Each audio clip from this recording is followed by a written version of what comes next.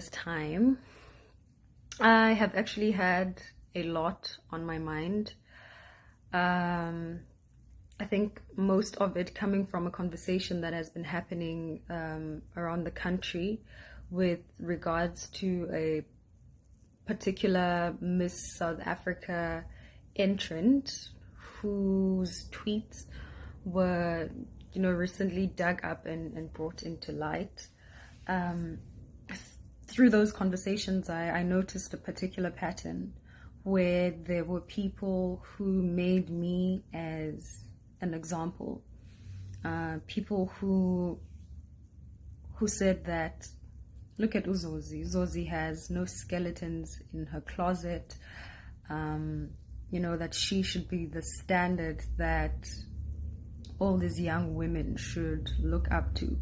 And when I saw that, it hit me. I was taken aback, because when I read those things, I was like, surely, I'm human. There must have been some mistakes, that I've made. I can't really be as perfect as I'm made out to be. And that scared me. That scared me to, think that that's the standard that people hold me up to. And that is very understandable that it is that way, because of the position that I hold in society.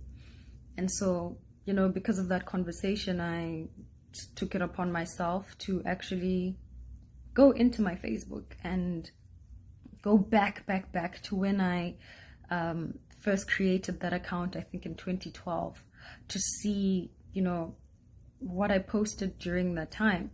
I think as many of us probably did after the whole tweet thing resurfaced.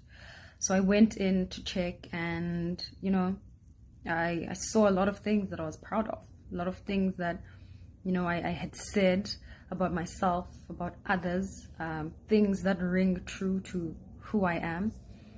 And then I saw other tweets that I'm not so proud of.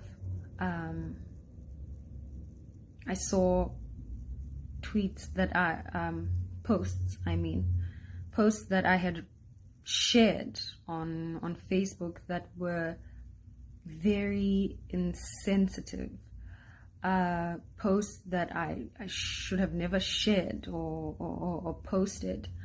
And I was just so disappointed with myself, and just filled with shame that I would have thought it was okay to share that, at that time.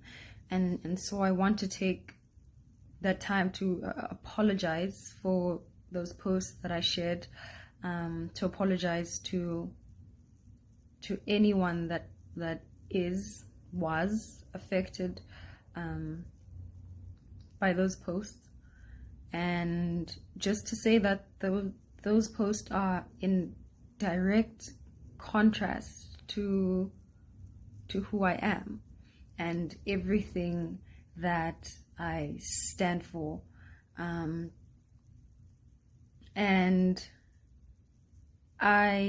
for the past 9 months as a public figure, I have made my voice very clear about the things that I stand for and the things that I feel are important in telling women to take up space, to be empowered, to empower themselves, and to use their voices not only for the betterment of themselves, but for the betterment of others.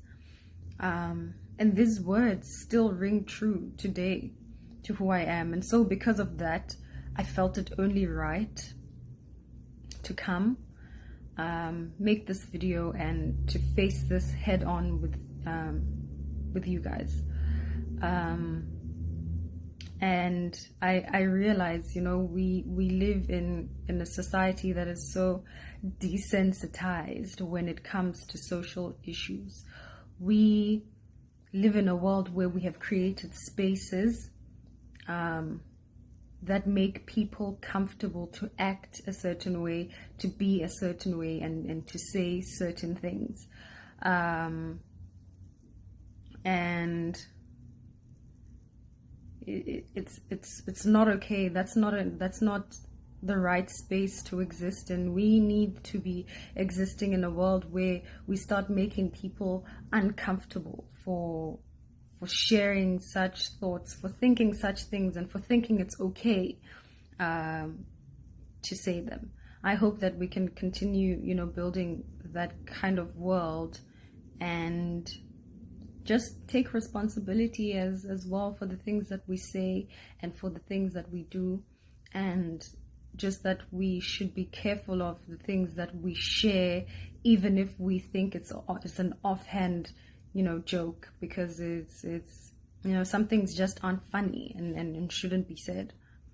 So I'm really hoping that we can be very mindful of the things that we say and the things that we share, and the ripple effects that they might have on the world and on others. And I hope that we can continue to act responsibly in being solutions and not the problem.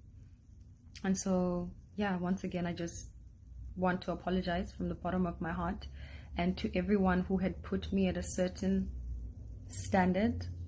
I am so sorry to have disappointed. I hope that you can continue to look at me as somebody you can still take something from, somebody you can still learn from, and I really am sorry.